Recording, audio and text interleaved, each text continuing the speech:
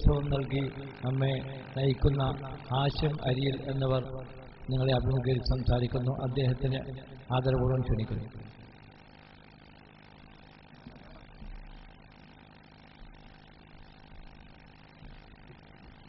അസ്സലാമു അലൈക്കും വറഹ്മത്തുള്ളാഹി വബറകാതുഹു. അൽഹംദുലില്ലാഹി വകഫാ വസ്സലാത്തു വസ്സലാമു അലാ മൻ ഇസ്തഫാ വഅലാ ആലിഹി വസഹ്ബിഹി അഹ്ലുസ് സിദ്ഖി വൽ വഫാ.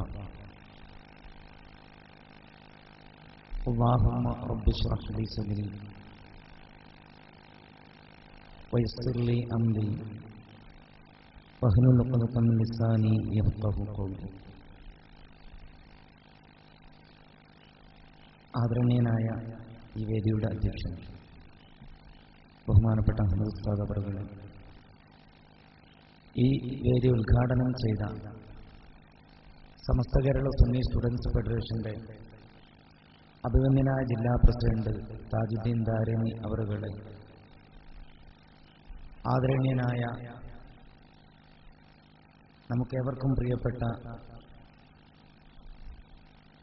അഹമ്മദ് പൊത്താങ്കണ്ടം അവറുകളെ, വേദിയിലുള്ള അബ്ദുറഹ്മാൻ മുസ്ലിയാർ, സാദിഖ് ഉസ്താദ് തുടങ്ങി സദസ്സിലും ഉള്ള നേതാക്കളെ, പ്രിയപ്പെട്ട സഹോദരി സഹോദരന്മാരെ, കേവലം ഒരു 2-2.5 മാസങ്ങൾക്ക് മുന്നെയാണ് ഒരു സലാത്ത് മജ്ലിസിൽ ഈ വിനീതൻ നിങ്ങളെ അഭിമുഖീകരിച്ചത്. അൽഹംദുലില്ലാഹ്, അന്നത്തെ ആ സദസ്സിനെ അപേക്ഷിച്ച് വളരെ ആളുകളെ ഒരുമിച്ച് കൂട്ടി ഇതേപോലെ ഒരു സദസ്സ് അതിനേക്കാളും ഭംഗിയായി നിങ്ങൾ വീണ്ടും ഒരുമിച്ച് കൂട്ടിയിരിക്കുന്നു. ഇത് സമസ്തയുടെ കറാമത്ത്. സമസ്തയെ ഇല്ലായ്മ ചെയ്യാൻ ആരൊക്കെ ശ്രമിക്കുന്നുവോ അപ്പോഴൊക്കെ സ്പ്രിങ്ങിന്റെ സ്വഭാവം ഇത് കാണിക്കും. സ്പ്രിങ്ങിലേക്ക് എത്ര ശക്തിയിൽ ഇടിക്കുന്നുവോ അതിന്റെ 10 മടങ്ങ് ശക്തിയിൽ അത് തിരിച്ചടിക്കും എന്നതിന്റെ തെളിവാണ് ഈ ഒരുമിച്ച് കൂടൽ എന്ന് ആമുഖമായി പറയാൻ ഞാൻ ആഗ്രഹിക്കുന്നു. ചിലർക്കൊക്കെ വല്ലാത്ത അസുഖം തുടങ്ങിയിട്ടുണ്ട്. പണ്ടേ ഉള്ളതാ, 10-40 കൊല്ലത്തെ പഴക്കമുണ്ട് ഈ അസുഖത്തിന്. സമസ്ത കേരള ജമിയത്തുൽ ഉലമ രൂപവൽക്കരിക്കപ്പെട്ടത് മുതൽ ഈ സംഘടനയെ ഇല്ലായ്മ ചെയ്യാനുള്ള പരിശ്രമം പല ഭാഗങ്ങളിൽ നിന്ന് കടന്നു വന്നിട്ടുണ്ട്. ആ കടന്നു വന്ന കൂട്ടത്തിൽ നാം അറിയുന്നത് പോലെ, നാം മനസ്സിലാക്കിയതുപോലെ ബഹുമാന്യനായ മുഹമ്മദ് രാമന്തളി ഇവിടെ എത്തിയിട്ടുണ്ട്. അതുപോലെ തന്നെ ബഹുമാനപ്പെട്ട ബദ്രുദ്ദീൻ അസ്ലമിയും ഇവിടെ എത്തിക്കഴിഞ്ഞിട്ടുണ്ട്. രണ്ടുപേരെയും സംഘാടക സമിതിക്ക് വേണ്ടി വേദിയിലേക്ക് സ്നേഹപൂർവ്വം സ്വാഗതം ചെയ്യുന്നു. ഒരാരാമൊക്കെ ഉള്ളത് പിന്നെ നമുക്ക് പറയാം. പ്രോത്സാഹനക്കാർക്ക് നന്നായിട്ട് പറഞ്ഞു കൊടുത്തിട്ടുണ്ട് ചിലരൊക്കെ.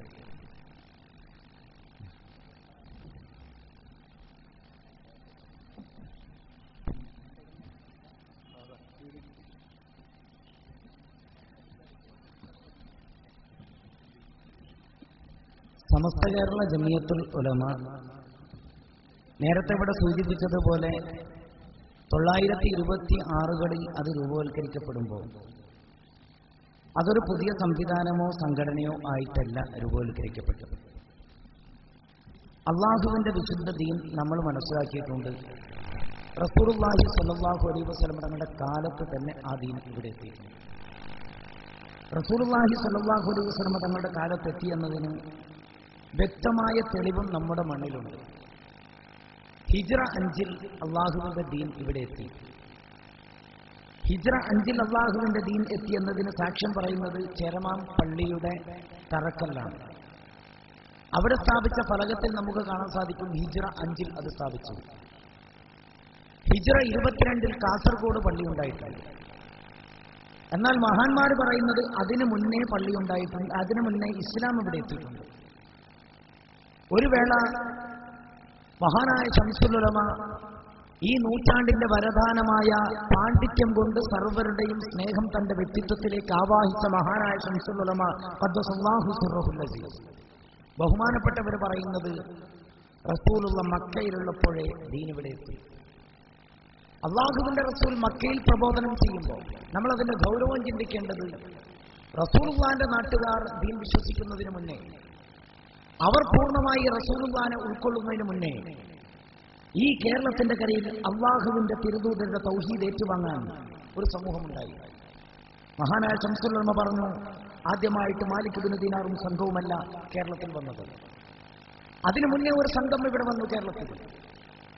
ആ സംഘം ഏതെന്നുള്ള ചോദ്യത്തിന് ബഹുമാനപ്പെട്ടവർ മറുപടി പറഞ്ഞു, ആ സംഘം വന്നത് കൊടുങ്ങല്ലൂരോ മറ്റു പ്രദേശത്തോ അല്ല, ഇങ്ങ് വടക്കേ മലബാറിൽ കണ്ണൂർ ജില്ലയിൽ മൊയ്തു പാലത്തിന്റെ മുകളിൽ നിന്ന് നമ്മൾ നോക്കിയാൽ കാണുന്ന ഒരു തുരുത്തുണ്ട്. ആ തുരുത്തിന്റെ മുകളിൽ അടുത്ത ദിവസം അമൃത്സ്ഥാനൊക്കെ ഞാൻ ആ തുരുത്ത് കാണിച്ചു. മഹാന്മാരായ പണ്ഡിതന്മാർ പലപ്പോഴും അങ്ങോട്ട് നോക്കുന്നത് കാണാം. ഒരു അത്ഭുതകരമായ തുരുത്തായി നമുക്കത് വിശേഷിപ്പിക്കും. ആ തുരുത്തിലാണ് പഴയ കാലത്ത് കണ്ണൂർ കേന്ദ്രീകരിച്ച് കച്ചവടത്തിന് വരുന്ന ആളുകൾ വന്നിറങ്ങിയത്.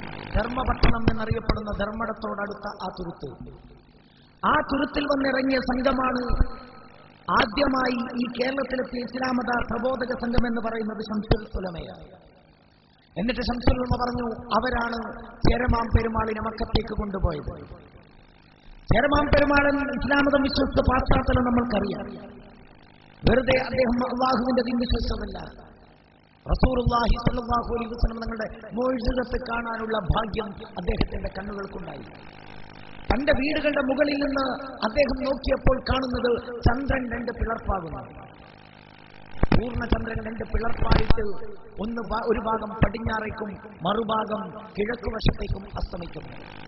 രണ്ടു ഭാഗത്തേക്കും അസ്തമിച്ചു പോയ അതേ നിലാവിന്റെ പാതികൾ വീണ്ടും കൂട്ടിയോജിപ്പിക്കുന്നു. പൂർണ്ണചന്ദ്രനായി ഒഴുകി അതിന്റെ ലക്ഷ്യസ്ഥാനത്തേക്ക് നീങ്ങുന്ന കാഴ്ച കണ്ടു ചേരമാൻ പെരുമാൾ. വിദേശങ്ങളിൽ നിന്ന് വരുന്ന കച്ചവട സംഘത്തിൽപ്പെട്ട വിദേശികളെ മുഴുവനും കൊട്ടാരത്തിലേക്ക് വിളിച്ചു വരുത്തും അദ്ദേഹം. എന്നിട്ട് ചോദിക്കും, ഈ അത്ഭുതം നിങ്ങളുടെ നാട്ടിലുണ്ടായിട്ടുണ്ടോ? ആർക്കും അതിനെക്കുറിച്ച് വലുതായി പറയാനുണ്ടായില്ല. പക്ഷെ ഈ സംഘത്തിൽപ്പെട്ടവർ പറഞ്ഞു, ഞങ്ങളുടെ നാട്ടിലാണത് നടന്നത്, മക്കയിൽ. ഞങ്ങളുടെ നാട്ടിൽ ഒരു പ്രവാചകൻ വന്നിട്ടുണ്ട്. ആ പ്രവാചകൻ അല്ലാഹുവിന്റെ നബിയാണെന്ന് ബോധ്യപ്പെടുത്താൻ, എതിരാളികളായ ആളുകൾക്ക് ബോധ്യപ്പെടുത്താൻ വേണ്ടി കാണിച്ച അമാനുഷിക ശക്തിയാണ് ചന്ദ്രനെ രണ്ട് പിളർപ്പാക്കിയ സംഭവം. ഇത് പറഞ്ഞപ്പോ രാജാവ് പറഞ്ഞു, ഞാൻ നിങ്ങളുടെ നാട്ടിലേക്ക് വരുന്നു, ആ പ്രവാചകനെ എനിക്ക് കാണണം, ആളുകൾ അറിയാതെ രഹസ്യമാക്കി നിങ്ങൾ എന്നെ കൊണ്ടുപോകണം. പ്രജകൾ അറിയാതെ രാജാവ് പായക്കപ്പലിൽ ഈ സംഘത്തോടൊപ്പം പോയി. ശംസുൽ ഉലമ പറയുന്നുണ്ട്, ഖുറൈശികൾ റസൂലുള്ളാഹിനെ വകവരുത്താൻ പോലും ഒരുങ്ങി നിൽക്കുന്ന സന്ദർഭം. റസൂലുള്ളാഹി സ്വല്ലല്ലാഹു അലൈഹി വസല്ലം തങ്ങളുടെ ജീവൻ എടുക്കാൻ അവർ കൊതിച്ചു നിൽക്കുന്ന സന്ദർഭം. റസൂലിന്റെ തലയറുത്തു വന്നാൽ 100 ഒട്ടകത്തെ ഇനാം നൽകാമെന്ന, സമ്മാനം നൽകാമെന്ന് അവർ പ്രഖ്യാപിച്ച സന്ദർഭം. ആ സന്ദർഭത്തിൽ അല്ലാഹുവിന്റെ റസൂലിന്റെ ദീനിന്റെ വഴിയിലേക്ക് ആരെങ്കിലും ഒരാളെ കൊണ്ടുപോയിട്ടുണ്ടെങ്കിൽ അതിനർത്ഥം ആ വർണ്ണ സംഘം മുസ്ലിങ്ങളായിരുന്നു. അവർ മുസ്ലിങ്ങളായതുകൊണ്ട് ആ റസൂലുള്ളാഹിന്റെ അടുത്തേക്ക് മാലിക് ഇബ്നു ദീനാറിന് മഹാനായ ചേരമാനെ കൊണ്ടുപോയത്. ചേരമാൻ പെരുമാൾ മക്കയിലേക്ക് പോയി. ചേരമാൻ പെരുമാളിനെ മക്കയിലേക്ക് കൊണ്ടുപോയ സംഘമാണ് ആദ്യത്തെ മുസ്ലിം സംഘം. ഇബ്നു ബത്തൂത്ത കണ്ട ഇന്ത്യ എന്ന പുസ്തകമുണ്ട്. ആ പുസ്തകത്തിൽ നമുക്ക് വായിക്കാം, ധർമ്മടത്ത് ഒരു മരമുണ്ടായിരുന്നു. ആ മരത്തിന്റെ പേര് ഷഹാദത്ത് മരമെന്ന. എന്തേ ഷഹാദത്ത് മരമെന്ന പേര് വരാൻ കാരണം, വർഷത്തിൽ ഒരു പ്രാവശ്യം ഒരു ഇല വീഴും. ആ ഇലയിൽ ലാ ഇലാഹ ഇല്ലല്ലാഹ് മുഹമ്മദ് റസൂലുള്ളാഹി എന്ന് എഴുതി വെച്ചിട്ടുണ്ടാകും.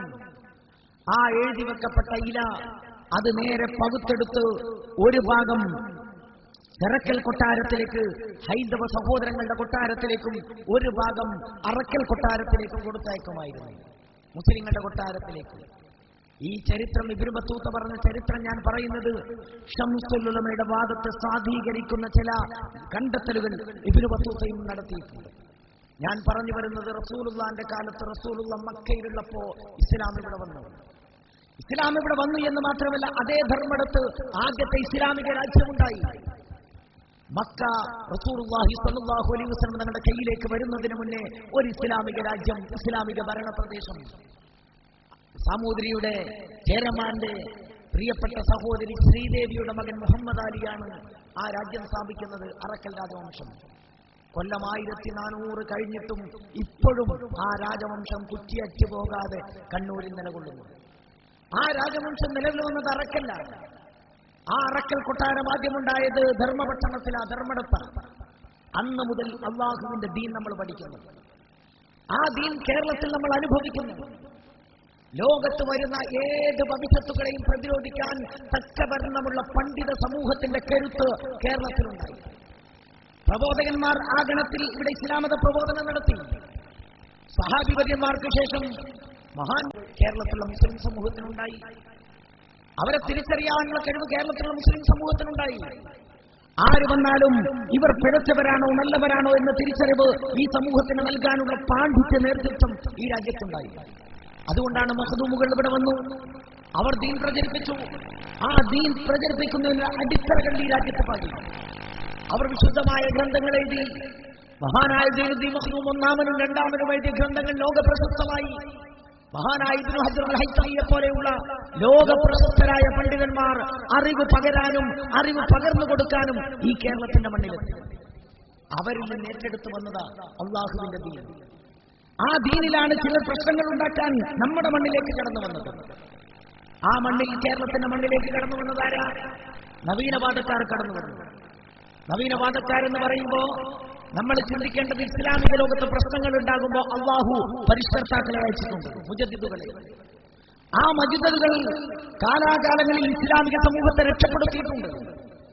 ഖവാരിജികൾ വന്നപ്പോ, അവരുടെ വിശ്വാസധാര പിഴച്ചുപോയപ്പോ അവരെ തിരുത്താൻ അബുൽ ഹസൻ അശ്അരി റളിയല്ലാഹു തആല അൻഹു ഇസ്ലാമിക ലോകത്ത് അള്ളാഹുവിന്റെ സഹായത്താൽ അദ്ദേഹത്തിന്റെ സേവനം നമുക്ക് ലഭ്യമായിട്ടുണ്ട്. ഫിഖ്ഹിൽ തർക്കങ്ങൾ വന്നിട്ടുണ്ട്. കർമ്മശാസ്ത്ര രംഗത്ത് ഇസ്ലാമിക ലോകത്ത് തർക്കം വന്നു. ആ തർക്കം വന്നപ്പോ മുസ്ലിങ്ങളെ സഹായിക്കാൻ അള്ളാഹു നിശ്ചയിച്ച മഹാപണ്ഡിതനായിരുന്ന ഇമാമുന ഷാഫിഈ റളിയല്ലാഹു തആല, 3-ാം നൂറ്റാണ്ടിലെ പണ്ഡിതൻ. ഇസ്ലാമിക ലോകത്തെ ഏറ്റവും വലിയ പ്രശ്നങ്ങൾ ഉണ്ടാക്കിയത് ഗ്രീക്ക് അധിനിവേശമായി. ഫിലോസഫിയിൽ, തത്വചിന്തയിൽ, സൂഫിസത്തിൽ മായം കലർത്തി ഇസ്ലാമിക സമൂഹത്തെ അടർത്തിയെടുക്കാൻ വന്നപ്പോ അബൂ ഹാമിദ് അൽ ഗസ്സാലി റളിയല്ലാഹു അൻഹു ഇസ്ലാമിക ലോകത്ത് വന്നു. പിന്നെയും ഇസ്ലാമിക ലോകത്ത് പ്രശ്നങ്ങൾ ഉണ്ടായിട്ടുണ്ട്. ആ പ്രശ്നങ്ങൾ ഉണ്ടാകുമ്പോഴൊക്കെയും അവരെ സംരക്ഷിക്കാൻ അള്ളാഹു ഓരോ സമൂഹത്തെ നിശ്ചയിച്ചിട്ടുണ്ട്, അല്ലെങ്കിൽ ഓരോ മുജദ്ദിദിനെ നിശ്ചയിച്ചിട്ടുണ്ട്. എന്നാൽ പുത്തനാശയക്കാർ കേരളത്തിലേക്ക് വന്നപ്പോഴോ അവർ വന്ന ഭവിഷ്യത്ത് എന്താ നമ്മൾ ചിന്തിച്ചു നോക്കാം. അവരാണ് നമ്മുടെ ഖുർആൻ ഓതുന്നതിന് വിലക്കിയത്. അവരാണ് നമ്മൾ ബാങ്കുനെ മുടക്കുന്നതിന് മുടക്കിയത്. അവരാണ് ലാ ഇലാഹ ഇല്ലല്ലാഹ് എന്ന വിശുദ്ധ കലിമത്ത് തൗഹീദ് ഇവിടെ മുടക്കിയത്. എല്ലാം മുടക്കാൻ അവർ വന്നു. അവർ പറയുന്നത് ഞങ്ങൾ തൗഹീദിന്റെ ആളുകളാണ്. ഖുർആൻ ഓതരുതെന്ന് ഈ മണ്ണിൽ, കേരളത്തിന്റെ മണ്ണിൽ വെച്ച് ഒരു സമൂഹത്തോട് പറഞ്ഞത് പുത്തനാശയക്കാരാണ്. മരിച്ച വീട്ടിൽ വെച്ച് ഖുർആൻ ഓതുമ്പോ അത് തടഞ്ഞതവരാണ്. ജുമയുടെ 1-ാമത്തെ ബാങ്ക് വിളിക്കുമ്പോ ബാങ്ക് പാടില്ലെന്ന് പറഞ്ഞത് തടഞ്ഞത് പുത്തനാശയക്കാരാണ്. മരിച്ചവരുടെ കൂടെ പോകുന്നവർ ലാ ഇലാഹ ഇല്ലല്ലാഹ് എന്ന വിശുദ്ധ കലിമത്ത് തൗഹീദ് അത് ഉച്ചരിച്ചപ്പോൾ തടഞ്ഞത് പുത്തനാശയക്കാരാണ്. 180ഓളം വിഷയങ്ങളിൽ തർക്കവുമായി അവർ വന്നപ്പോ ആളുകൾ പകച്ചു. പക്ഷേ ഉത്തരവാദപ്പെട്ട പണ്ഡിതന്മാർ അവർക്ക് അങ്ങനെ പകച്ചു നിൽക്കാൻ പറ്റില്ല. കാരണം ജനങ്ങൾ നാശത്തിലാകുകയും ആ സന്ദർഭത്തിൽ പണ്ഡിതന്മാർ മിണ്ടാതിരിക്കുകയും ചെയ്താൽ അവരുടെ മേൽ അല്ലാഹുവിന്റെ മലക്കുകളുടെ സർവ്വജനങ്ങളുടെയും ശാപമുണ്ടാകുമെന്നുള്ള ഹദീസിന്റെ, ഖുർആനിന്റെ പശ്ചാത്തലം, വാക്കുകളുടെ പശ്ചാത്തലം അത് ഏറ്റെടുത്തു മഹാന്മാരായ പണ്ഡിതന്മാർ. അവർ തീരുമാനിച്ചു മിണ്ടാതിരിക്കാൻ പറ്റൂല. നമ്മളിൽ ചിലർക്കും അങ്ങനെയാണ്. അവരും പ്രശ്നക്കാർ, ഇവരും പ്രശ്നക്കാർ. നമ്മൾ മിണ്ടാതിരുന്ന എല്ലാ പ്രശ്നവും തീർന്നു എന്നാ പലരുടെയും വാക്ക്. ചിലരങ്ങനെയാ, ഒരു അഡ്ജസ്റ്റ്മെന്റ്. അമ്മോഷങ്ങാക്കൊക്കെ 3 പുതിയാപ്പിള ഉണ്ടായിരുന്നു. ഒരാൾ കൈ താഴെ കിട്ടുന്ന ആളാ, ജമാഅത്തുകാരൻ. മറ്റേ ആള് നെഞ്ചുമക്ക് മുജാഹിദ്. ഒരാൾ നേരെ കെട്ടുന്നവരാ. നേരെ കെട്ടിയിട്ടാ ഈ അമ്മോഷങ്കയും പഠിച്ചു വന്നത്. പക്ഷെ രണ്ടാളെതിരെ നിൽക്കുമ്പോൾ ഇയാൾക്കൊരു സംശയം, ഞാനിങ്ങനെ എന്തിനാ ഏതെങ്കിലും പക്ഷത്ത് ചേർന്ന ബാക്കി 2 ആൾ പിണങ്ങിപ്പോകും. ഇയാൾ നിസ്കരിക്കാൻ നിന്നിട്ട് പറഞ്ഞത്രേ അല്ലാഹു അക്ബർ, കൈ പിറകിലങ്ങ് കെട്ടിക്കൊടുത്തു. ആരെ ഭാഗത്തും കൂടെ നമ്മുടെ ചില ആളുകൾ അങ്ങ് അഡ്ജസ്റ്റ്മെന്റിന്റെ ആളുകൾ. എന്നാ പണ്ഡിതന്മാർക്ക് അഡ്ജസ്റ്റ്മെന്റ് പറ്റില്ല. അതുകൊണ്ട് അവർ തുറന്നെതിർക്കാൻ തീരുമാനിച്ചു. മഹാനായ ബറക്കൽ തങ്ങളുടെ നേതൃത്വത്തിൽ ഒരു സംഘടന ഇവിടെ രൂപവൽക്കരിക്കപ്പെട്ടു. നേരത്തെ താജുദ്ദീൻ ദാരിമി പറഞ്ഞല്ലോ. ആ സംഘടനയിൽ 40 അംഗ പണ്ഡിതന്മാരെ ഉൾപ്പെടുത്തിയിട്ട് പ്രവർത്തനം ആരംഭിച്ച ആ സംഘടന അൽഹംദുലില്ലാഹ് 90-ാം വാർഷികം ആഘോഷിക്കാൻ നിൽക്കുന്നു. ആ 90-ാം വാർഷികം ആഘോഷിക്കാൻ നിൽക്കുമ്പോ പണ്ട് കാലങ്ങളിൽ നമ്മളെ എതിർത്തത് അപ്പുറത്തു നിന്ന പിന്നെ നവീനവാദക്കാരാണെങ്കിൽ ചിലർ നമ്മുടെ ഇടയിൽ നിന്ന് കടന്നു വന്നിട്ട് പറയുന്നു ഞങ്ങളും സമസ്തയാണ്. മഹാനായ ശംസുൽ ഉലമയോട് ഞങ്ങളെ പോലെയുള്ള ആളുകളൊക്കെ പറഞ്ഞു, കുട്ടികൾ പറഞ്ഞു, അവർ പറയുന്നു നമുക്കത് നിയമപരമായി നമ്മളല്ല, നമുക്ക് കേസ് കൊടുക്കണ്ടേ. ശംസുൽ ഉലമ പറഞ്ഞു അങ്ങനെ പിരാന്തന്മാർ ഇന്ത്യൻ പ്രധാനമന്ത്രിയാന്ന് പറഞ്ഞിട്ട് പ്രധാനമന്ത്രി പോയിട്ട് കേസ് കൊടുക്കാറുണ്ടാവും, പറയുന്നവരങ്ങ് പറഞ്ഞോട്ടെ എന്ന് പറഞ്ഞു. ഈ ആളുകൾ വരുമ്പോ നിങ്ങൾ ചിന്തിക്കേണ്ടത് അവരങ്ങനെ വാദവുമായിട്ട് വരുന്നു. ഈ വരുന്ന കൊല്ലം 1988. ഇന്ന് സമസ്തക്കെതിരെ സംസാരിക്കുന്ന ആളുകളൊന്നും മിക്ക ആളുകളും അന്ന് ജനിച്ചിട്ടുണ്ടാകില്ല. 1988 നേരത്തെ ഈ പ്രദേശത്തുള്ള ഒരു എസ്എസ്എഫുകാരന്റെ വാട്സപ്പ് മെസ്സേജ് കേൾപ്പിച്ചു. അത് കേൾപ്പിച്ച സുഹൃത്തിനോട് ചായക്ക് വയസ്സെത്രയായിട്ടുണ്ടാവും.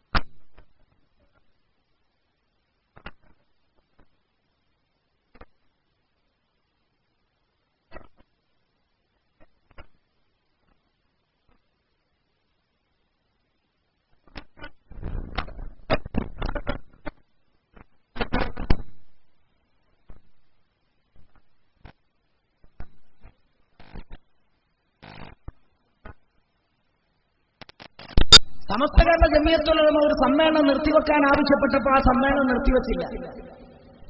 എറണാകുളത്ത് അവർ 1988 ഒരു സമ്മേളനം വെച്ചു. SYSന്റെ സമ്മേളനം എന്ന് പേരിൽ വെച്ചത്. ഈ സമ്മേളനം വെച്ചപ്പോ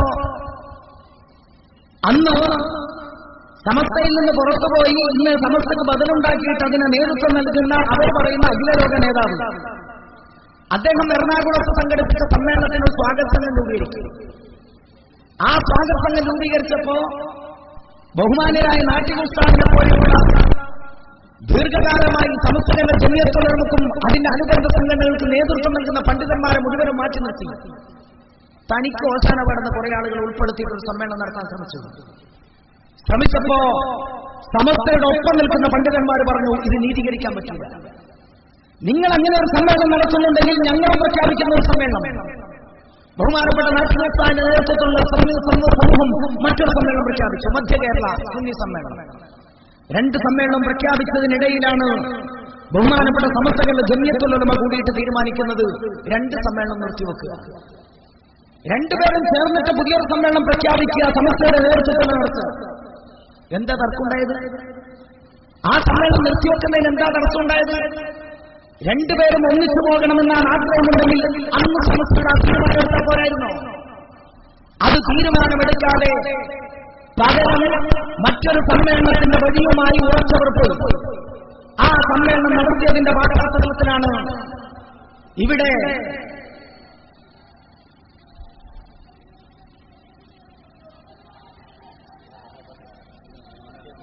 പേടിക്കണ്ട, നിങ്ങൾ വിചാരിക്കണ്ട, പോത്താങ്കണ്ടത്തിലേക്ക് ഇന്ന് മലക്കുകൾ വരുന്നു.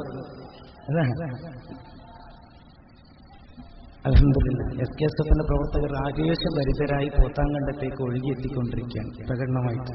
വരുന്നവർ സമ്മേളന നഗരിയുടെ അടുത്തെത്തുമ്പോഴൊന്ന് പ്രകടനം നിർത്തിയാൽ വലിയ ഉപകാരമായിരിക്കും. അപ്പൊ നമ്മൾ ചിന്തിക്കേണ്ടത് അന്ന് ഉസ്താദുമാരുടെ വാക്ക് ധിക്കരിച്ച് സമ്മേളനം നടത്തി.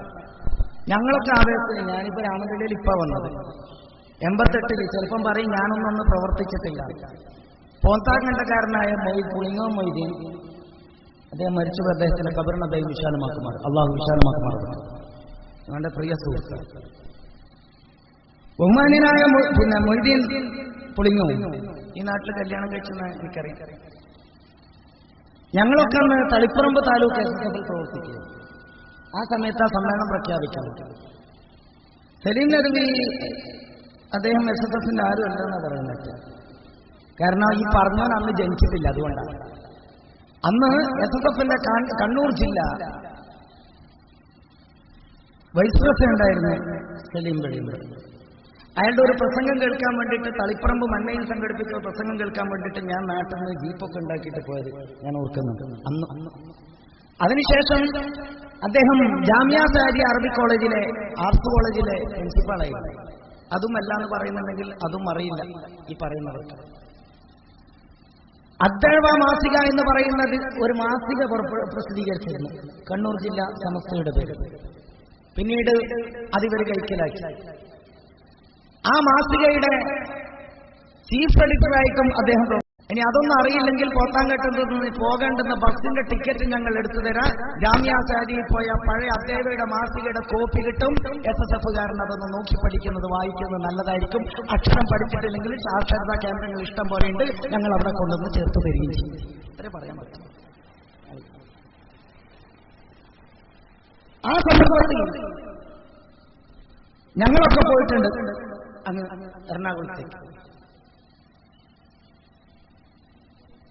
ബഹുമാന്യരായ സമസ്ത കേരള ജമിയത്തുൽ ഉലമയിൽ നിന്ന് വേറിട്ട് പോകാൻ അന്ന് അദ്ദേഹം ഞങ്ങളോട് പറഞ്ഞത് ശംസുൽ ഉലമ മുജാഹിദായി എന്നാ പറഞ്ഞത്. അതിന് അദ്ദേഹം പറഞ്ഞ കാരണം എന്താ? മുജാഹിദുകളുടെ കൂടെ വേദി പങ്കിട്ടു. ഞങ്ങളൊക്കെ അത് ആവേശത്തോടെ തർക്കിച്ചു. മൊയ്തീനോടൊക്കെ ഞാൻ തർക്കിച്ചുകൊണ്ടിരുന്നു. പക്ഷെ കുറച്ചു കാലം കഴിഞ്ഞ്, ഒരു കൊല്ലം കഴിഞ്ഞിട്ടില്ല, ഞങ്ങൾ കാണുന്നത് അദ്ദേഹം കുവൈത്ത് പോയിട്ട് മുജാഹിദിന്റെയും ജമാഅത്തിന്റെയും നേതാക്കളുടെ കൂടെ ഇരിക്കുന്നതാണ്. MP മുസ്തഫ ഉസ്താദൊക്കെ പറഞ്ഞു ഇയാൾ ശരിയില്ല, നമുക്ക് ഇറങ്ങിപ്പോകാന്ന് പറഞ്ഞു. അങ്ങനെ ഞങ്ങളൊക്കെ ഇങ്ങോട്ടേക്ക് വന്നത്. കുറച്ച് നേരത്തെ ഞങ്ങൾ വന്നു രാമന്തളിയിൽ.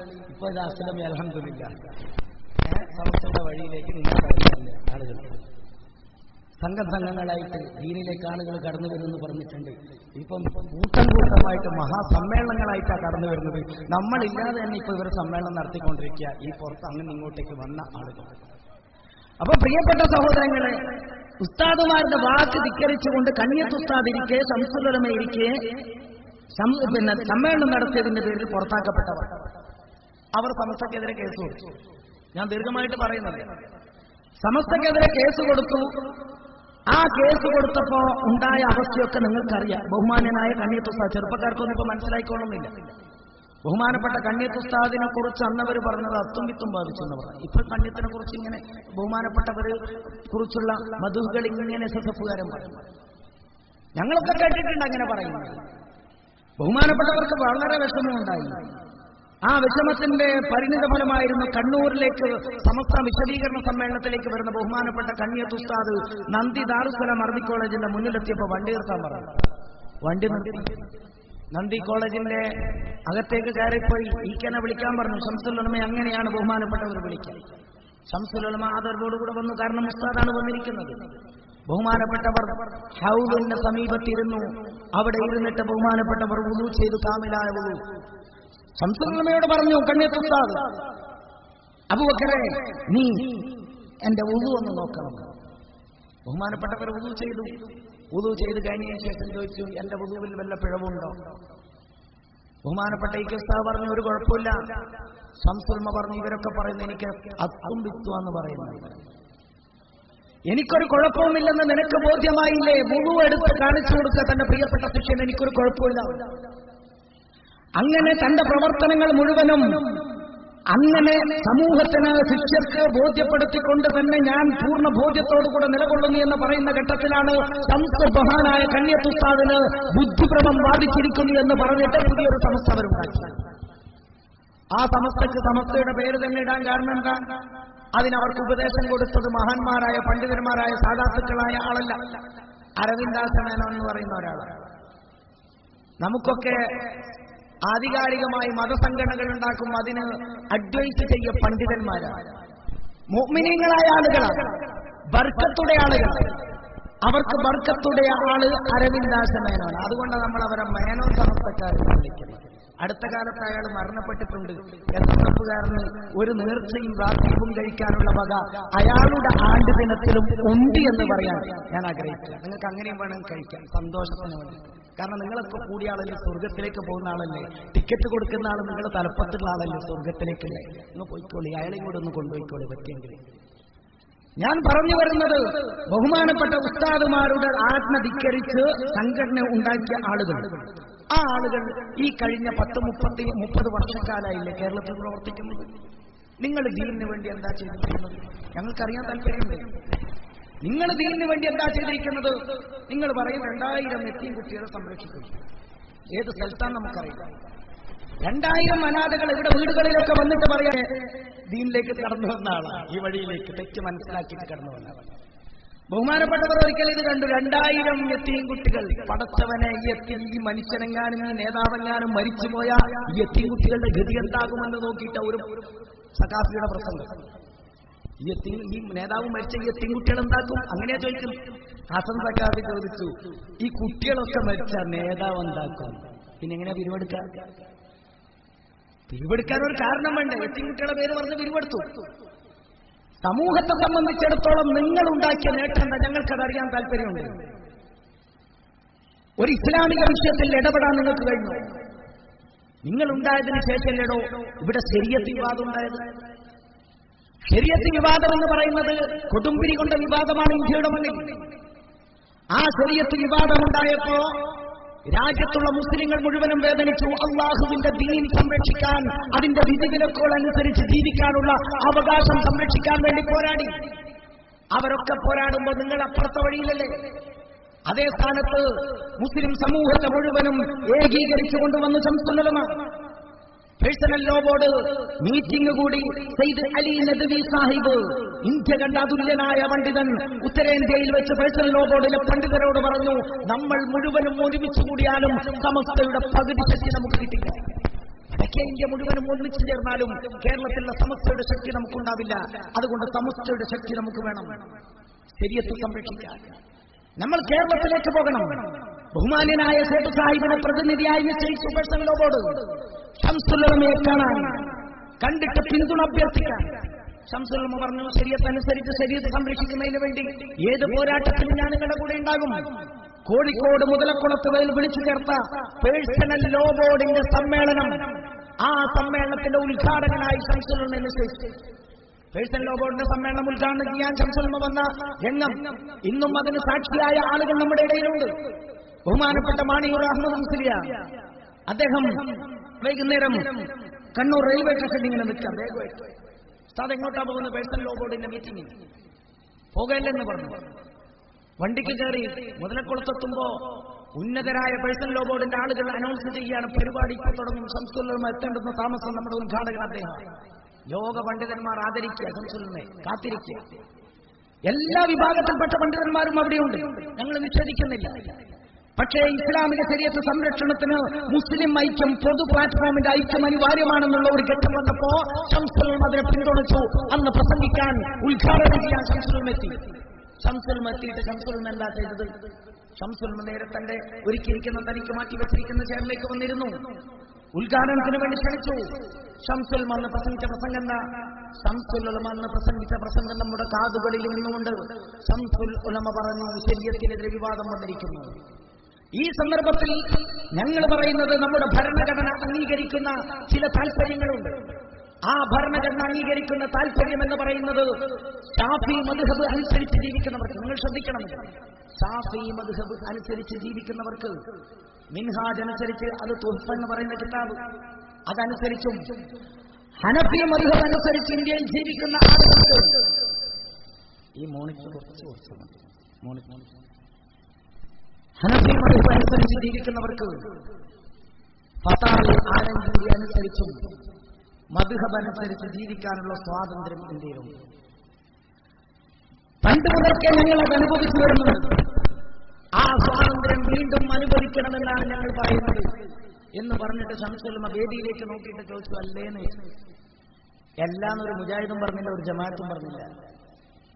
മദ്ഹബ് അംഗീകരിക്കാത്ത ആളുകളുടെ മുഖത്ത് നോക്കിയിട്ട് മദ്ഹബ് അംഗീകരിക്കാൻ വേണ്ടി മദ്ഹബ് അനുസരിച്ച് ജീവിക്കാനാണ് ഞങ്ങൾ ഇവിടെ ഒത്തുചേർന്നത് എന്ന് പറഞ്ഞിട്ട് അത് അംഗീകരിപ്പിച്ചിട്ട് ശംസുൽ ഇറങ്ങി വന്നു. ശംസുൽ ഇറങ്ങി വരുമ്പോ നിങ്ങൾ ചിന്തിക്കേണ്ടത് മദ്ഹബിനെ അംഗീകരിക്കുന്ന അഹ്ലു സുന്നത്ത് വൽ ജമാഅത്തിന്റെ മനസ്സുമായിട്ടാണ് ശംസുൽ ആ വേദിയിൽ നിന്ന് ഇറങ്ങി വരുന്നത്. അല്ലാതെ നിങ്ങളെ മാതിരി ആയിരംകാരന്റെ അകമ്പടിയോടുകൂടെയല്ല. അതിന്റെ ആവശ്യമില്ല. അള്ളാന്റെ ദീനെ സഹായിക്കുന്നവർക്ക് അതിന്റെ ആവശ്യമൊന്നുമില്ല. അതുമല്ല ദീനിന്റെ വഴി. ശംസുൽമാരുടെ അത് നേടിയെടുക്കാനാണ് പോയത്. മദ്ഹബ് അംഗീകരിച്ചുകൊണ്ട് ജീവിക്കാനുള്ള സ്വാതന്ത്ര്യം ഇന്ത്യയിൽ വേണമെന്ന് പറയാം. അത് മറ്റുള്ളവരെ കൊണ്ട് അംഗീകരിപ്പിക്കാൻ, അത് അംഗീകരിപ്പിച്ചുകൊണ്ട് ശംസുൽമ വന്നപ്പോ ആ ശംസുലിനെ കുറിച്ച് ആ ശംസുൽ മുജാഹിദായി എന്ന് പറഞ്ഞ ആളുകൾ. നമ്മൾ ചോദിക്കട്ടെ, ശരിയത്ത് വിവാദത്തിൽ ഏതെങ്കിലും വിഷയത്തിൽ ഇടപെടാൻ നിങ്ങൾക്ക് പറ്റിയോ? ഏതെങ്കിലും വിധത്തിൽ നിങ്ങളുടേതായ ഒരു കോൺട്രിബ്യൂഷൻ അതിന്റെ ഭാഗത്തുണ്ടായിട്ടുള്ള ഞങ്ങൾ ചോദിക്കുന്നത്. അതിനുശേഷം ഈ രാജ്യത്ത് വന്നു ഇപ്പൊ അടുത്ത കാലത്ത് 16 വയസ്സിലൊരു ഇത് 16 വയസ്സിൽ നമ്മൾ ചിലർക്ക് ഇളക്കം തുടങ്ങും. 16 വയസ്സുള്ള പെൺകുട്ടി വിവാഹിതയാകാമോ ആകാൻ പറ്റില്ലേ എന്ന ഒരു ചർച്ച നമ്മുടെ മണ്ണിൽ നടന്നു. ആ സന്ദർഭത്തിൽ ഇദ്ദേഹം എന്താ പറഞ്ഞത്? ശരീഅത്തിന് അനുസൃതമായ വിധിയാണോ പറഞ്ഞത്? ബഹുഭാരിത്വം ഇസ്ലാം അനുവദിക്കുന്നതാണ്. ഖുർആന്റെ നസ്സ ബഹുഭാരിത്വം. ഒന്നിലധികം ഭാര്യമാർ ആവശ്യമാകുന്ന ഘട്ടത്തിന് സ്വീകരിക്കാവുന്നത് ഇസ്ലാമിന്റെ വിധി. എന്നാ ഇയാളെന്താ പറഞ്ഞത്? അതിന്റെ താത്വികമായ വശം വിശദീകരിക്കാനുള്ള പണ്ഡിതോചിതമായ കഴിവ് ഇയാൾക്കുണ്ടായോ? ഇയാൾ പറഞ്ഞത് ചില സമയത്ത് സ്ത്രീകൾക്ക് ഭർത്താവിന്റെ ധർമ്മം നിർവഹിക്കാൻ കഴിയില്ല, അതുകൊണ്ട് ഒരു സ്റ്റെപ്പിനായിട്ട് മറ്റൊന്ന് വേണമെന്ന് ഇയാൾ പറഞ്ഞു. അല്ലാഹുവിന്റെ ദീൻ പണ്ഡിതന്മാർ വ്യാഖ്യാനിച്ചതുപോലെ, സമൂഹത്തിന് ബോധ്യമാകുന്നത് പോലെ വ്യാഖ്യാനിക്കാൻ ഇയാൾക്ക് കഴിയും. ഇന്ന് ഇന്ത്യ ഭരിക്കുന്ന നരേന്ദ്രമോദി ഏറ്റവും വലിയ ഭവിഷ്യത്തിലാണ് നമ്മളുള്ളത്. അയാൾ രാജ്യം മുഴുവനും ലോകം മുഴുവൻ കറങ്ങുക. നരേന്ദ്രമോദി അയാൾ കറങ്ങുക. ഇന്ത്യയിൽ മാത്രം അയാളെ കിട്ടില്ല. ഇതിനിടയിൽ നമ്മുടെ കുട്ടികൾ സോഷ്യൽ മീഡിയയിലൂടെ പറഞ്ഞു അടുത്ത് തന്നെ ഇന്ത്യൻ പ്രധാനമന്ത്രി ഇന്ത്യ സന്ദർശിക്കാൻ പോവുക. അയാൾ ലോകം മുഴുവനും കറങ്ങുക. ഏതെങ്കിലും ഒരു ലോകരാഷ്ട്ര തലവും വരുന്നുണ്ടെങ്കിൽ കുപ്പായത്തിന് പേരും കുത്തിയിട്ടാ മൂപ്പര് കാത്തിരിക്കും. നഴ്സറി കുട്ടികൾക്ക് പണ്ട് മാറിപ്പോകുന്നതായിട്ട് വഴിതെറ്റിപ്പോകുന്നതായിട്ട് കഴുത്തിലിട്ട് കൊടുക്കണ്ടായിരുന്നു ടാഗ്. ഇന്ത്യൻ പ്രധാനമന്ത്രിക്ക് ഇട്ടുകൊടുത്തു. കാരണം രാജ്യം മുഴുവനും കാണാത്ത രാജ്യത്ത് പോകുന്നില്ലേ, തെറ്റിപ്പോയാൽ പിടിച്ച് ഇന്ത്യയിലേക്ക് എത്തിക്കാനുള്ള ഒരു വഴിക്ക് അദ്ദേഹത്തിന്റെ കുപ്പായത്തിന് ഒരു പേര്. അദ്ദേഹം ഭരണത്തിലേക്ക് കയറിയത് മുതൽ ഈ രാജ്യത്തെ മതന്യൂനപക്ഷങ്ങൾ അനുഭവിക്കുന്ന പ്രയാസങ്ങളുണ്ട്. ആ മതന്യൂനപക്ഷങ്ങൾ അനുഭവിക്കുന്നത് അയാൾ ഗുജറാത്തിൽ അധികാരം ഏറ്റെടുത്തത് മുതലാണ്. ആ ഗുജറാത്തിൽ അദ്ദേഹം ഏറ്റെടുത്തത് മുതൽ ഈ സമൂഹം അനുഭവിച്ച പ്രയാസം എന്താ? ഗോദ്രയിൽ ആയിരക്കണക്കായ ആളുകൾ ചുട്ടരിക്കപ്പെട്ടു. ഗർഭസ്ഥ ശിശുവിനെ ഗർഭിണിയുടെ വയറ് തുറന്ന് പുറത്തെടുത്ത് തൃശൂരത്തിൽ തറച്ച് അഗ്നിയിലേക്ക് വലിച്ചെറിഞ്ഞു. ഇസ്രത്ത് ജഹാന്റെ കേസ് ഇന്നലെ നിങ്ങൾ വായിച്ചിട്ടുണ്ടാകും. അത് ഗതി പിടിക്കാതെ വലിച്ചെറിയപ്പെട്ടു. മതന്യൂനപക്ഷങ്ങളുടെ അവകാശങ്ങൾ മുഴുവനും ധ്വംസിക്കപ്പെടുന്ന പ്രവർത്തനങ്ങൾ രാജ്യത്ത് നിരന്തരം ഒരു ഗവൺമെന്റ് തുടർന്നുകൊണ്ടേയിരിക്കുന്നു. ആ മനുഷ്യനെ കുറിച്ചുള്ള അഭിപ്രായം പറഞ്ഞപ്പോ ഇവരുടെ വലിയ ശൈഖുന എന്ന് പറഞ്ഞ പണ്ട് നാട്ടിക ഉസ്താദ് പറഞ്ഞില്ല, എല്ലാരെയും അങ്ങനെ വിളിക്കരുത്. പൂച്ചക്ക് തുമ്പിക്കൈ വെച്ചാ അത് ആനയാകൂല, നാട്ടിക ഉസ്താദ് പറഞ്ഞു. പിന്നെ നമുക്ക് ഇവർ വിളിക്കുന്നതുകൊണ്ട് തിരിച്ചറിയാൻ വേണ്ടി നമുക്ക് പറയാം. അയാളോട് ചോദിച്ചല്ലോ മോഡിയെ കുറിച്ചുള്ള അഭിപ്രായം എന്താ? ഇയാൾ പറഞ്ഞ മറുപടി എന്താ? ഇയാൾ പറഞ്ഞത് റോഡ് നന്നാക്കുന്നുണ്ടെങ്കിൽ, വഴി നന്നാക്കുന്നുണ്ടെങ്കിൽ അയാൾ നല്ല ഭരണാധികാരി. ആളുകളെ കൊന്നൊടുക്കിയിട്ട് കബറിലേക്ക് പറഞ്ഞയക്കുന്നത് കണ്ണു കാണാൻ പറ്റിയില്ല. കോടിക്കണക്കിന് രൂപയുടെ കാറിൽ സഞ്ചരിക്കുന്നവർക്ക് റോഡ് വലുതായിരിക്കും, പക്ഷേ ദീൻ സംരക്ഷിക്കാൻ വേണ്ടി വ്യഗ്രത പൂണ്ടു നിൽക്കുന്ന ഒരു സമൂഹമുണ്ട് ഈ മണ്ണിൽ. ആ സമൂഹത്തെ കാണാത്തവർക്ക് മതത്തിന്റെ അനുയായികളെ കാണാൻ കഴിയില്ല, അള്ളാഹുവിന്റെ ദീനിന്റെ അനുയായികളെ കാണാൻ കഴിയില്ല. പകരം റോഡുണ്ടാക്കിയാൽ മതി, വീടുണ്ടാക്കിയാൽ മതി. യോഗ നിർബന്ധമാക്കാൻ ശ്രമിച്ചില്ലേ? ഈ സമൂഹത്തിന്റെ ഇടയിൽ സൂര്യ നമസ്കാരം നിർബന്ധമാക്കാൻ ശ്രമിച്ചു. സൂര്യനെ ആരാധിക്കാൻ നമ്മൾ ആരാധിക്കുന്നവർ ആരാധിച്ചോട്ടെ, നമ്മൾ അതിനെതിരില്ല, നമ്മൾക്കതിന് തർക്കമില്ല. പക്ഷേ ഇവിടെ അല്ലാഹുവിനെ ആരാധിക്കുന്നവർ അതിനാരാധിക്കണമെന്ന് നിർബന്ധം വെച്ചാൽ അത് അംഗീകരിക്കാൻ നമുക്ക് തയ്യാറില്ല. കാരണം നമുക്കതിന് ന്യായീകരണമുണ്ട്. കാരണം നമ്മൾ വിശ്വസിക്കുന്ന സൂര്യൻ അല്ലാഹുവിന്റെ സൃഷ്ടിയാണ്, ചന്ദ്രനും അല്ലാഹുവിന്റെ സൃഷ്ടിയാണ്. ഈ ലോകത്തുള്ള മുഴുവൻ സൃഷ്ടികളും അല്ലാഹുവിന്റേതാണെന്ന് വിശ്വസിക്കുന്ന നമ്മെ സംബന്ധിച്ചിടത്തോളം സൃഷ്ടികൾക്ക് ആരാധിക്കാൻ നമുക്ക് പറ്റില്ല. അതുകൊണ്ടാണ് നമ്മൾ പറഞ്ഞത് നമുക്കത് അംഗീകരിക്കാൻ പറ്റില്ല. എവിടെ? നിങ്ങളുടെ ശബ്ദം കേട്ടില്ലല്ലോ. നിങ്ങളുടെ ശബ്ദം ഞങ്ങൾ കേട്ടില്ലല്ലോ. ഈ രാജ്യത്ത് വരുന്ന ഏതെങ്കിലും ഒരു വിഷയത്തിൽ താത്വികമായി ഇടപെടാൻ നിങ്ങളുടെ പണ്ഡിതർക്കായോ? എന്തുകൊണ്ടാകാത്തത്? പണ്ഡിതന്മാർക്ക് അതാകാത്തത് അല്ലാഹുവിന്റെ സഹായം നിങ്ങളുടെ വഴിക്ക് ലഭ്യമാകുന്നില്ല. മറിച്ച് സമസ്ത കേരള ജമിയത്തുൽ ഉലമയോ, സമസ്ത കേരള ജമിയത്തുൽ ഉലമ ഈ വിഷയത്തിലൊക്കെ ഇടപെട്ടു. അല്ലാഹുവിന്റെ ശരീഅത്തിന്റെ മാനമേതെന്ന് ലോകത്തെ പഠിപ്പിക്കാൻ തുടങ്ങി. ആ തുനിഞ്ഞതിന്റെ പശ്ചാത്തലത്തിലാണ് ഞങ്ങൾ പറയുന്നത്, നേതൃത്വം നൽകുന്നത്, ലോകത്തിന് നേതൃത്വം നൽകുന്നത്, ഇസ്ലാമിക സമൂഹത്തിന് നേതൃത്വം നൽകുന്നത് ഒരു പണ്ഡിത സമൂഹമാണ്. ആ നൽകുന്ന സമൂഹമാണ് സമസ്ത കേരള ജമിയത്തുൽ ഉലമ. വേറെ കൊട്ടാരം ഉണ്ടാക്കി, വീടുണ്ടാക്കി, അതൊന്നും ഞങ്ങളെ പ്രശ്നമല്ല. അതൊന്നും ദുനിയാവിൽ വലിയ ആവശ്യമുള്ള വിഷയമല്ല. അതൊന്നും ഇല്ലെങ്കിലും ദുനിയാവൊക്കെ ഇവിടെ നടക്കും. പക്ഷേ ആഗ്രഹം കിട്ടണമെങ്കിൽ നമ്മുടെ ഈ ഒരുമിച്ച് കൂടിയ ആളുകൾ ഒന്നും മോഹിച്ചിട്ട് വന്ന ആളുകളല്ലല്ലോ. കാരണം നമുക്കറിയാം, നമ്മൾ അഷ്ടിക്ക് കഷ്ടപ്പെടുന്നവർ. അവര് തന്നെ പറയലെന്താ, ചെറുശ്ശേരി ഉസ്താദ് എന്ത് അയാൾ ടൗണിൽ നിന്ന് മീൻ വാങ്ങിച്ചു പോകുന്നു, മാർക്കറ്റിൽ നിന്ന് മത്തി വാങ്ങിപ്പോകുന്നു. ഒരു പണ്ഡിതൻ അങ്ങനെയോ? ഞങ്ങളുടെ ആൾ ഒബാമയുടെ അടുക്കലാണ്, നരേന്ദ്രമോദിയുടെ അടുക്കലാണ്, ഞങ്ങളുടെ ആൾ അതിനപ്പുറമാണ്. ആയിക്കോട്ടോ, ഞങ്ങൾക്കതിലൊരു തർക്കമില്ല, നിങ്ങൾ അവിടെയൊക്കെ പോയിക്കോ. പക്ഷെ ഈ സമൂഹത്തിന്റെ മനസ്സിൽ അവരുടെ ഇടയിൽ ലാളിത്യത്തോടുകൂടെ ജീവിച്ച് കാണിച്ചു കൊടുക്കാനുള്ള ഒരു കെൽപ്പുണ്ടായ ഉസ്താദുമാർ ആർക്കാനുള്ളത്? ഞങ്ങളുടെ ഉസ്താദ്. ഇപ്പൊ ദൂർത്തിനെതിരെ പ്രശ്നം വരുന്നു, ചർച്ച. ദൂർത്തിനെതിരെ ചർച്ചയാ. ദൂർത്തിനെതിരെ സംസാരിക്കുമ്പോ നമ്മൾ എന്തിനെ കുറിച്ചാണ് സംസാരിക്കാം? ദൂർത്തിനെതിരെ കുറിച്ച് സംസാരിക്കുന്നുണ്ടെങ്കിൽ ആദ്യം ഞാൻ ദൂർത്തില്ലാത്തവനാവണ്ടേ? ഞാൻ ദൂർത്ത് കാണിച്ചുകൊണ്ട് എനിക്ക് സമൂഹത്തോട് ദൂർത്ത് കാണിക്കരുതെന്ന് പറയാൻ പറ്റുമോ? എന്നാ ഞങ്ങൾക്ക് പറയാം. ഞങ്ങളുടെ ഉസ്താദ് കാറ് കൊടുത്തപ്പോ കാറ് വേണ്ടെന്ന് പറഞ്ഞത് ഞങ്ങളുടെ ഉസ്താദ് കാളമ്പാടി ഉസ്താദാണ്. അത് വേണ്ടെന്ന് പറഞ്ഞത്, അതില്ലാതെ തന്നെ ഈ സമൂഹത്തിന് നേതൃത്വം നൽകാൻ കഴിയുമെന്ന് പറഞ്ഞത് ബഹുമാനപ്പെട്ടത് കോയക്കുട്ടി ഉസ്താദ്. ഇപ്പൊ അങ്ങനെ ജീവിക്കുന്നുണ്ട്. ഞങ്ങളുടെ പണ്ഡിതന്മാരെ നിങ്ങൾ നോക്കുക, അവർ ആഖിറത്തെ ആഗ്രഹിക്കുന്നു, ദുനിയാവിനെ വെടിഞ്ഞ് ആഖിറത്തെ. എന്നാൽ ദുനിയാവിൽ സമൂഹത്തോട് ഇടകലർന്ന് ജീവിച്ചുകൊണ്ടും അവർ പഠിക്കുന്നു. ഞാൻ ദീർഘിപ്പിക്കുന്നില്ല. എന്റെ പ്രിയപ്പെട്ടവരോട് പറയുന്നത് മാസങ്ങളോളം പറഞ്ഞാലും തീർക്കാൻ പറ്റില്ല. ബഹുമാനപ്പെട്ട മുഹമ്മദ് രാമന്തളിയും അതുപോലെ തന്നെ ബഹുമാനപ്പെട്ട ബദറുദ്ദീൻ അസ്ലമിയൊക്കെ ഇവിടെയുണ്ട്. അവരൊക്കെ ആരാണെന്ന് പരിചയപ്പെടുത്തൽ കൂടെ എന്റെ ബാധ്യത. അതുകൊണ്ട് ഈ നാട്ടിലുള്ള ആളുകളോട് എനിക്ക് പറയാനുള്ളത്, ഒരാൾ അങ്ങനെ ഇങ്ങോട്ടേക്ക് വരുമ്പോൾ അവരെ ചീത്ത പറയുന്നതല്ല ശരി. ഇപ്പൊ മുഹമ്മദ് രാമന്തളി കള്ളവ് പറയുന്ന മുനാഫിക്കായി അവർ. ആ മുഹമ്മദ് രാമന്തളിക്ക് CD അടിച്ച് വിൽക്കലായിരുന്നു അത്ര പരിപാടി. CD വിൽക്കണ്ടെന്ന് പറഞ്ഞുകൊണ്ടാ പോലും മൂപ്പർ ഇങ്ങോട്ട് വന്നത്. CD കച്ചവടം ഇല്ലായിട്ടാന്ന് പറഞ്ഞെങ്കിൽ പിന്നെയും ശരിയായി. വിൽക്കണ്ടെന്ന് നിങ്ങൾ പറയാനാണ്. നിങ്ങളെ പതിവ് പറയുന്നത് പച്ചക്കള്ളം റസൂലുള്ളാന്റെ അടുക്കന്ന് ടിക്കറ്റ് കൊടുക്കുന്നത് ഞാൻ കണ്ടു എന്നൊരു മനുഷ്യൻ വിളിച്ചു പറഞ്ഞപ്പോ കമാന്നൊരു അക്ഷരം ഇല്ലാതെ തിരിച്ചു നിന്ന മനുഷ്യൻ. ആ മനുഷ്യൻ അയാളെ സൂചിപ്പിച്ചിട്ട് എതിര് പറയാനാണ്. കോഴി കൊടുക്കാത്ത പാത്തുമ്മ കോഴി കൊടുത്തു എന്ന് പറഞ്ഞാൽ വിശ്വസിക്കാൻ പറ്റുള്ളൂ? ഈ വലിയ കളവ് പറയുമ്പോൾ ഇല്ലാത്ത ആള് പിന്നെ ബാക്കിയുള്ളതാണ്. ഇവിടെ ഇതാക്കിയ രാമന്തളി ആരാന്നുള്ളത് രാമന്തളി പറയും. അദ്ദേഹത്തെ കുറിച്ച് ഇവര് തന്നെ പറഞ്ഞ വാട്സപ്പിൽ ഇന്നലെ കൊടുത്തൊരു മെസ്സേജ് ഉണ്ട്, മധ്യസ്ഥനായിരുന്നു. ആരെയാണ് നമ്മൾ മധ്യസ്ഥനാക്കുക? സംവാദത്തിനിടയിൽ മധ്യസ്ഥനായിരുന്നു അദ്ദേഹം. എന്താ പറയുന്നത്? മധ്യസ്ഥനാക്കുക, ഞങ്ങളൊക്കെ മധ്യസ്ഥന്മാരാക്കുക. മാന്യന്മാരെയാണ് മധ്യസ്ഥരാക്കുക. നിങ്ങളുടെ വാക്കിൽ തന്നെ നമുക്ക് വായിച്ചെടുക്കാൻ സാധിക്കുന്നു അദ്ദേഹം മാന്യനാണ്. കാരണം നിങ്ങൾ മധ്യസ്ഥനായി കൊണ്ടുവരുന്ന ഒരാളാണ്. ആ മധ്യസ്ഥൻ പറയട്ടെ ഏതാ നല്ലതെന്നുള്ളത് അദ്ദേഹം പറയും. പിന്നെ ബഹുമാനപ്പെട്ട സലീം നദവി ദർശന ടിവിയിൽ ഇന്ന് നടക്കുന്ന ഒരു റിയാലിറ്റി ഷോ, ആ റിയാലിറ്റി ഷോയിൽ ഖുർആനുമായി ബന്ധപ്പെട്ട റിയാലിറ്റി ഷോയിൽ അദ്ദേഹത്തിന്റെ സാന്നിധ്യം വളരെ അത്യാവശ്യമാണെന്ന് ബോധ്യപ്പെട്ടതുകൊണ്ടാണ് അദ്ദേഹത്തിന് ഒരിളവ് കൊടുത്ത് ഇൻഷാ അല്ലാഹ് അടുത്ത് തന്നെ അദ്ദേഹം ഒരിക്കൽ ആവശ്യമാണെങ്കിൽ ഇവിടെ വരും. ആവശ്യമാണെന്ന് എനിക്ക് തോന്നുന്നില്ല. കാരണം ചിലരൊക്കെ കുണ്ടിലെ തവളകളായിരുന്നു. അവര് വിചാരിച്ചു ഇത് തന്നെയാണ് കടലെന്ന്.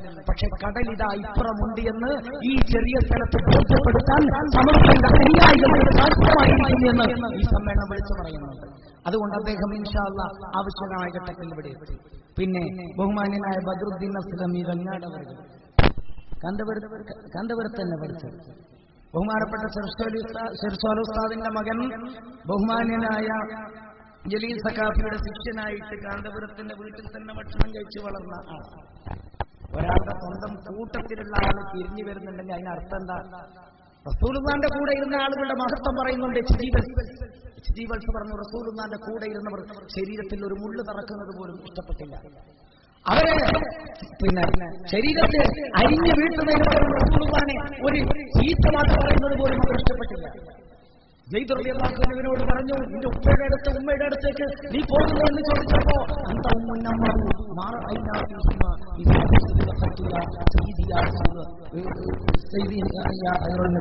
എന്ന് പറഞ്ഞുകൊണ്ട് അല്ലാഹുവിന്റെ റസൂലെ അങ്ങ് മാതാവ്, അങ്ങ് എന്റെ പിതാവ് എന്ന് പറഞ്ഞുകൊണ്ട് ഉപ്പയും ഉമ്മയും മാറ്റി നിർത്തി റസൂലിന്റെ കൂടെ നിന്ന് ചരിത്രമാണ് നമ്മൾ കേട്ടത്. ഇതോ മയ്യത്തിന്റെ ശരീരത്തിൽ നിന്ന് തേനൊഴുകുന്നത് പോലെ നിങ്ങളുടെ ശരീരത്തിലുള്ള ദുർഗന്ധം സഹിക്കവയ്യാതെ ആളുകൾ ഇറങ്ങി വരുന്നു. ഞാൻ കൂടുതൽ പറയുന്നില്ല. നിങ്ങൾ ഞങ്ങൾ അടിക്കാൻ ഉപയോഗിച്ച വടികൾ ഇവിടെയുണ്ട്. ആ വടികൾ തന്നെ നിങ്ങൾക്കെതിരെ തിരിച്ചു വരാൻ ഞങ്ങൾ ആഗ്രഹിക്കുന്നു. അത് കൊണ്ട് ഞാൻ നിർത്തി. പിന്നെ ഒരു കാര്യം, ഇൻഷാ അല്ലാഹ് നമ്മളിരിക്കുന്ന ഈ സ്ഥലം ഇൻഷാ അല്ലാഹ് ഇവിടെ ഒരു മനോഹരമായ സൗധം ഉയരാൻ പോകുന്നു. ബഹുമാന്യനായ നൂറുൽ ഇസ്ലാം എഡ്യൂക്കേഷണൽ ട്രസ്റ്റിന്റെ ആഭിമുഖ്യത്തിൽ അതിമനോഹരമായ ഒരു സൗധമൊന്നായിരിക്കുന്ന ഞാൻ പറയുന്നില്ല. പക്ഷേ ഇവിടെ ദീനിന്റെ മനോഹരമായ സന്ദേശങ്ങൾ വിതരണം ചെയ്യപ്പെടുന്ന, വിളംബരം ചെയ്യപ്പെടുന്ന ഒരു സംവിധാനം 2000 അനാഥകളെ ബഹുമാനപ്പെട്ട ഹസൻ